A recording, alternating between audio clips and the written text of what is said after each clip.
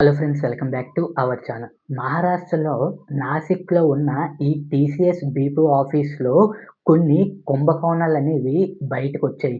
ఈ కేసులో ఒకరోజు కాదు, దాదాపు 3-4 సంవత్సరాలలో జరిగిన సమస్యల పైన ఇవాళకైతే బయటకు రావడం జరిగింది. సో, కొంతమంది ఉద్యోగులపై తీవ్రమైన ఆరోపణలున్నాయి. మహిళల ఉద్యోగాలు, లైంగిక వేధింపు, బలవంతమైన ఒత్తిడి, మానసికంగా మోసం చేయడం, మతం మార్పిడి, ఒత్తిడి ఉన్నట్లు ఆరోపణలు. కానీ ఉద్యోగం లేదా డబ్బు అవసరమైన వాళ్ళకి మాత్రమే వీళ్ళ టార్గెట్. వ్యక్తిగత జీవితంలో జోక్యం చేసుకున్నారు. జోక్యం పెంచుకునే తర్వాత దుర్వినియోగం చేశారు.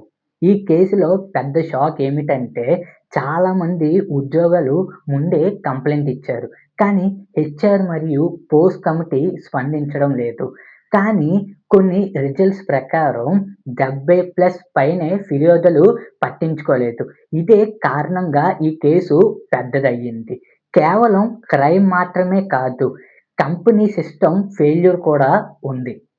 పోలీసులు ఎఫ్ఐఆర్‌లు కేసులు నమోదు చేశారు. సుమారు 8-9 కేసుల దాకాన నమోదు చేశారు. 6-7 మంది దాకా ఉద్యోగుల్ని అరెస్ట్ చేసి ప్రత్యేకంగా ఎస్ఐటీ టీమ్‌ని ఏర్పాటు చేశారు. WhatsApp chats, CCTV footages, calls వంటి డిజిటల్ ప్రూఫ్‌ను సేకరిస్తున్నారు.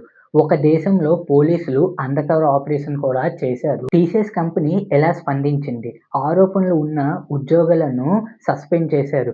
ఇంటర్నల్ ఇన్వెస్టిగేషన్ ప్రారంభించారు. మా దగ్గర జీరో టాలరెన్స్ పాలసీ కూడా ఉందని తెలిపారు. Follow for more updates.